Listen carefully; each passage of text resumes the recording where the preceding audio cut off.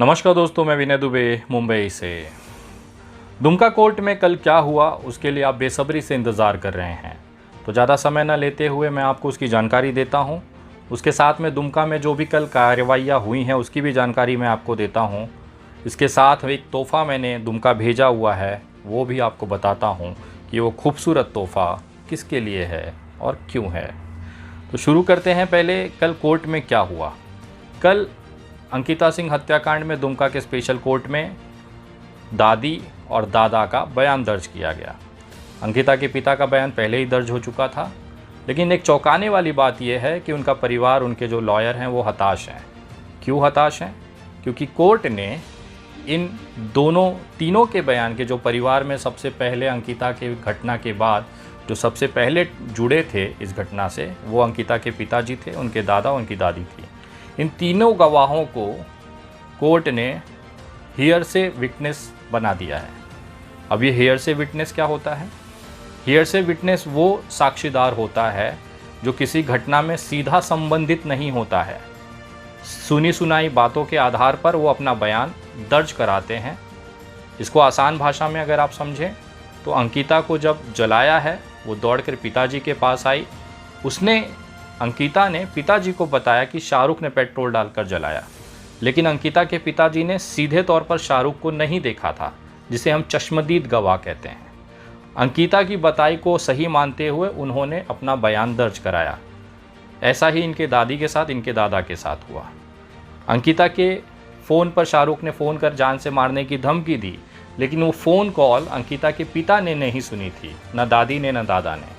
अंकिता के बताए अनुसार उसके पिताजी ने, दादी ने और दादा ने ये बयान दिया।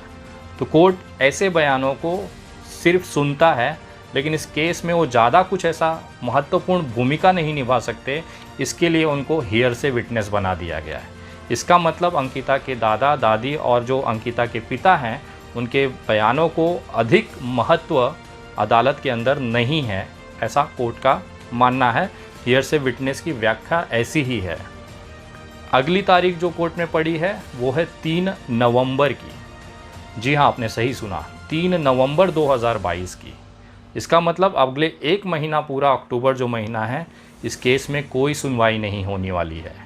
अगली तारीख पड़ी है 3 नवंबर की।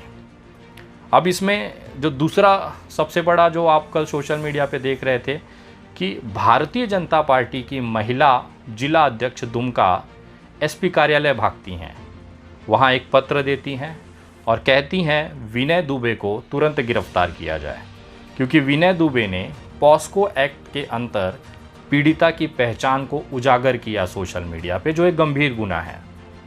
मैंने वो वीडियो मेरे लीगल टीम से मुझे आई, मैंने देखा और फिर मैंने लीगल टीम से पूछा कि आप लोग बोरिया बिस्तर बांध लो, अब तो विनय दुबे को जेल हो जाएगी। एसपी कार्यालय को मैं बोलना चाहता हूँ दुमका के कि कृपया भारतीय जनता पार्टी की महिला अध्यक्ष ने जो आपको पत्र दिया है उस पर आप तुरंत बिना देर किए विनय दुबे के ऊपर गुनाह दाखिल कर लीजिए, एफआईआर ले लीजिए, क्योंकि पॉस्को एक्ट का सेक्शन 23 कहता है, आप भी स्क्रीन पे दिख रहा होगा, पॉस्को एक्ट का जो सेक्शन 23 है और सब सेक्शन 2 है, वो कहता है कि किसी भी तरीके से जो पीड़िता है उसकी पहचान को उजागर नहीं किया जा सकता।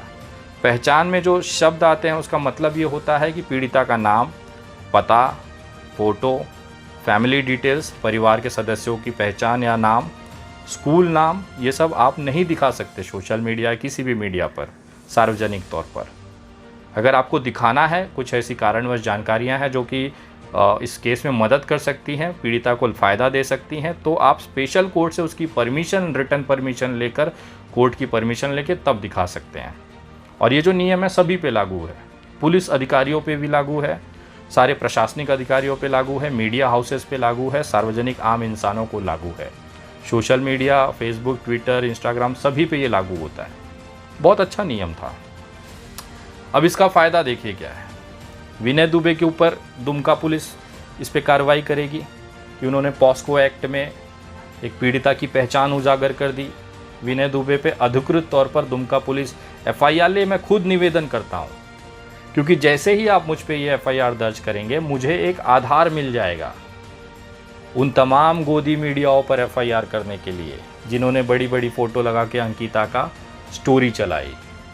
मुझे आधार मिल जाएगा उन तमाम भारतीय जनता पार्टी के नेताओं को भी एफआईआर करने के लिए, जिन्होंने बड़े बड़े सुंदर सुंदर आवाज़ों में अंकिता सिंह फ़ोटो लगाकर सोशल मीडिया पे उसके नाम को उजागर किया। जितने लोग हेलीकॉप्टर से बैठ के आए थे उन तमाम लोगों के ऊपर एफआईआर होगी, क्योंकि उनके घर जाकर तमाम बाकायदा कैमरा मीडिया पर्सन के बीच में उनके पिताजी को चेक देते हुए, अपने पहचान दिखाते हुए सारा चीज़ उन्होंने खुले तौर पर उड़ाया। यहाँ तक कि भारतीय जनता पार्टी की ये महिला भी उसी अपराध में सम्मिलित हो जाएगी, जब इन्होंने मोर्चा निकाला था और बैनर लेकर अंकिता का फ़ोटो डिस्प्ले करते हुए अंकिता सिंह को इंसाफ दो नाम जनता के सामने, सोशल मीडिया पर, मीडिया के सामने उजागर कर दिया। तो विनय दुबे पे जो एफआईआर होगी वही कृत्य, वही अपराध इन तमाम लोगों ने भी किया है। तो मैं इस एफआईआर को आधार बनाकर इन तमाम लोगों के ऊपर एफआईआर कराने की कोशिश कर सकता हूँ। मुझे पता है दुमका पुलिस एफआईआर अगर नहीं भी लेगी तो मेरे पास कोर्ट में जाकर एफआईआर करवाने के लिए एक नियम बाकी है।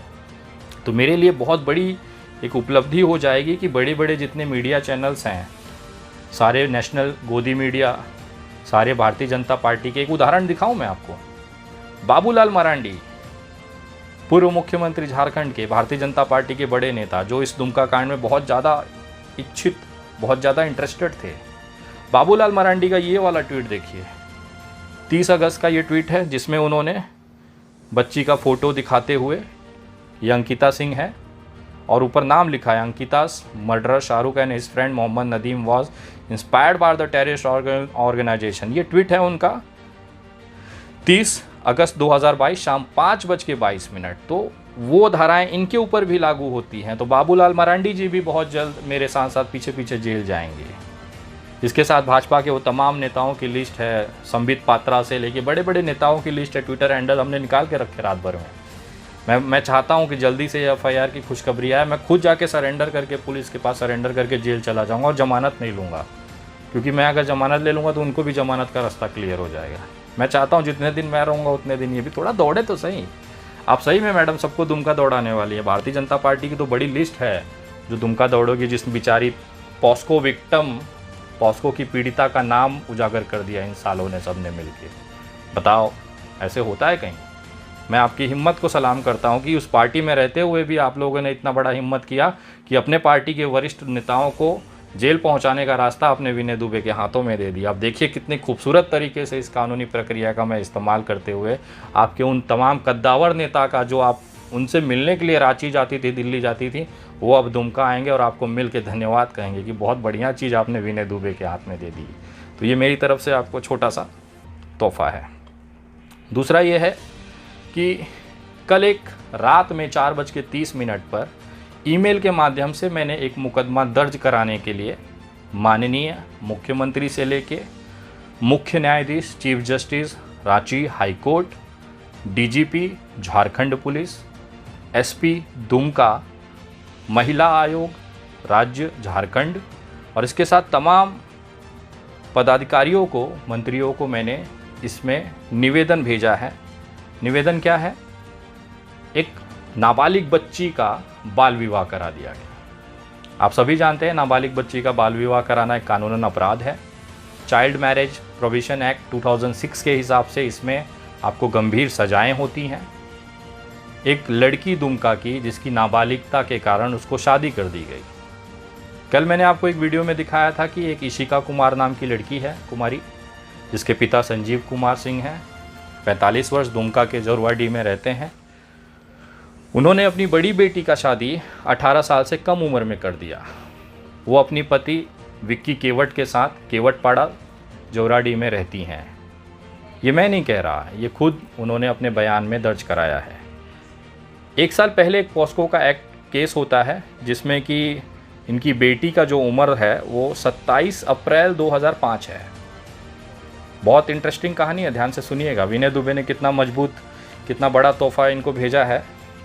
27 अप्रैल 2005, 30 तारीख को उस बिटिया की जो उम्र है आपके स्क्रीन पे दिख रही होगी एज कैलकुलेटर के हिसाब से, 17 साल 5 महीने 5 दिन। मतलब आज अगर 1 अक्टूबर 2022 को पकड़ा जाए तो इस बिटिया की, नाबालिग बिटिया की जो उम्र है वो है 17 साल 5 महीने 6 दिन, जो कि 18 साल से कम होती है। ये कोर्ट के ऑर्डर के हिसाब से तारीख जस्टिफाई हुई है। इसके अनुसार लड़की नाबालिग है और इस नाबालिग लड़की ने अपने जो अंकिता सिंह की हत्याकांड में उसमें साक्षीदार है और अपने साक्षीदारी के हिसाब से जब वो बयान देती है, आपके स्क्रीन पे दिख रहा होगा, उसमें लिखा है साक्षी इशिका देवी, पति विक्की सहानी।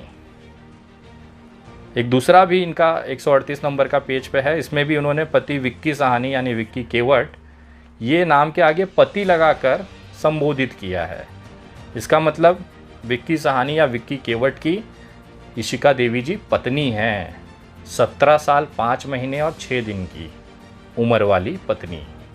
यही नहीं, इनके पिताजी ने भी अपने बयान में कहा है कि मैंने अपनी बेटी और दामाद के साथ अंकिता को अस्पताल ले गया। गई तो कुछ लोगों के मदद से। अच्छा, एक बात बताइए सर, जब यहाँ से हॉस्पिटल लेके जा रहे थे तो स्थानीय लोग यहाँ की मदद किए थे आपको, आवाज लगाए थे सबको? उतना सुबह तो हम आवाज़ लगाने जाएंगे, अपना बच्ची को बचाएंगे। अकेले लेके चले गए थे? अकेले 3 आदमी थे हम लोग। अच्छा, 3 और दादाजी भी? नहीं, मेरी बेटी, मेरा दामाद, हम गई तो कुछ लोगों के मदद से। अच्छा, एक बात बताइए सर, जब यहाँ से हॉस्पिटल लेके जा रहे थे तो स्थानीय लोग यहाँ की मदद किए थे आपको, आवाज लगाए थे सबको? उतना सुबह तो हम आवाज़ लगाने जाएंगे, अपना बच्ची को बचाएंगे। अकेले लेके चले गए थे? अकेले 3 आदमी थे हम लोग। अच्छा, 3 और दादाजी भी? नहीं, मेरी बेटी, मेरा दामाद, हम। विक्की सहानी और विक्की केवट के लिए इन्होंने बहुत जगह दामाद शब्द का इस्तेमाल किया। मतलब संजीव सिंह जी कबूल करते हैं कि इनकी बड़ी बिटिया की शादी विक्की केवट या सहानी के साथ हुई है। इसका मतलब ये होता है कि पूरा परिवार संतुष्ट है इस विवाह से। कोई डिस्प्यूट कहीं पुलिस स्टेशन में दर्ज नहीं कराई गई। ये केस के बाद शादी करा दी गई इन दोनों की, लेकिन वो भूल गए कि 18 साल से नीचे अगर किसी बच्ची की शादी कराते हैं तो उसके अंदर वो कानूनन अपराध है। आपके स्क्रीन पे जो ये पत्र दिखाई दे रहा है, ईमेल के माध्यम से हमने एप्लीकेशन किया है कि बाल विवाह के अपराध की शिकार बालिका के पति, ससुराल पक्ष से पति के माता पिता, बालिका के पिता सहित अन्य पर बाल विवाह प्रतिषेध सहित अन्य धाराओं जिस 2006 चाइल्ड मैरिज प्रोविजन एक्ट 2006 सहित पॉस्को एक्ट के अंतर मुकदमा दर्ज कर अविलंब गिरफ्तारी करने के लिए निवेदन व प्रार्थना पत्र है। ये मैंने पत्र जो भेजा है, ये बहुत सारे मैं आपको बता देता हूँ। ये पत्र भेजा गया है माननीय मुख्य न्यायाधीश को, रांची हाई कोर्ट के झारखंड राज्य, माननीय गृह मंत्री, मुख्य सचिव झारखंड राज्य, मुख्य सचिव गृह मंत्रालय, महिला व बाल विकास मंत्री झारखंड राज्य, महिला आयोग, DGP Jharkhand police, divisional commissioner Dumka DC Dumka को, डीआईजी झारखंड पुलिस दुमका झारखंड को, डिप्टी कमिश्नर दुमका और माननीय पुलिस अधीक्षक एसपी कार्यालय दुमका झारखंड को कि संजीव सिंह, उनके पति विक्की केवट, उनके माता पिता, संजीव कुमार के माता पिता, इन सहित इस केस में जांच में और भी जितने लोग आते हैं उनके ऊपर चाइल्ड मैरिज प्रोहिबिशन एक्ट 2006 और पॉस्को के अंदर गुनाह दाखिल किया जाए, एफआईआर दर्ज किया जाए। या ये जन्म तारीख को ये गलत साबित करते हैं कि नहीं इनकी बेटी बालिग है, तब भी इनको जेल जाना पड़ेगा, क्योंकि पिछले जो कोर्ट का आदेश है उसमें इन्होंने खुद सबमिट कराया है डॉक्यूमेंट जिसमें इनकी बेटी 17 साल की है। अगर उसे वो सही मानते हैं तो बाल विवाह ये जो प्रतिबंधित कानून है इसके अंतर्गत ये जेल जाएंगे। मतलब दोनों ही कंडीशन में संजीव सिंह को अब जेल जाना लगभग तय हो चुका है। अगर वो पहले वाले बयान से मुकरते हैं तो इसका मतलब उन्होंने कानून को, कोर्ट को, पुलिस को गलत जानकारी दी, उसके लिए एक अलग मामला बनता है। अगर वो इस डेट ऑफ बर्थ को झूठा कहलाते हैं और अगर उसे मानते हैं तो बाल विवाह कानून के अंतर्गत इनके ऊपर सज़ा होना तय है। ये आप लोग देख रहे हैं। तो मेरी तरफ से ये छोटा सा तोहफ़ा, क्योंकि मैंने देखा आप और भारतीय जनता पार्टी जिस तरह से चप्पलें घस रही हैं, एक कार्यालय से दूसरे कार्यालय जा जाकर विनय दुबे को गिरफ्तार करो, विनय दुबे पे ये करो, विनय दुबे पे, आपको बहुत पुलिस स्टेशन और कोर्ट कचहरी करने का मन है, तो मैं भी अब तैयार हूँ आपको चप्पल घिसवाने के लिए। और जितने भी भारतीय जनता पार्टी की महिलाएं बेचारी जो एक कार्यालय से दूसरे कार्यालय चप्पल घस रही हैं, उनसे कहना चाहता हूं कि बहुत बहुत धन्यवाद, आपने ये कदम उठाया और इस पॉस्को वाली जो बात के अंतर्गत आपने मुझ पे केस दर्ज कराने के लिए जो रास्ता मुझे दे दिया, यकीन मानिए एक दिन आपके सारे वरिष्ठ नेताओं के साथ आप खुद इसी धाराओं में मेरे बगल वाले बैरक में मुलाकात करेंगे और हम दोनों मिल के जेल के अंदर चाय पिएंगे। मैं इंतज़ार कर रहा हूँ मैडम, थोड़ा पुलिस के पीछे दबाव बनाइए, आंदोलन करिए, सड़कों पर निकलिए और विनय दुबे पर ये FIR प्लीज़ ज़रूर ज़रूर ज़रूर आप दर्ज कराइए, क्योंकि अब मैं दिल से चाहता हूँ मेरे लिए आप वो संजीवनी बूटी दे जाएंगी जिसका इंतज़ार मैं बहुत दिनों से कर रहा था। प्लीज़ आप ये FIR कराइए और इसी FIR के आधार पर यही मामले में मैं लिख के मेरे पास भारतीय जनता पार्टी और गोदी मीडिया के एंकरों की लिस्ट है, उन सब को मैं दुमका बुलाना चाहता हूँ। आपके लिए आपको दिल से मैं धन्यवाद करता हूँ। अगली वीडियो में मुलाकात होगी। मेरे फेसबुक पेज द विनय दुबे से आप जुड़ सकते हैं, मेरा यूट्यूब चैनल द विनय दुबे पे आप सब्सक्राइब कर सकते हैं। इसी तरह डंके की चोट पर बिना डर के, बिना खौफ के विनय दुबे असलियत सामने लाता रहेगा और इन जैसे चूजों की धज्जियाँ उड़ाता रहेगा। जय हिंद, जय महाराष्ट्र।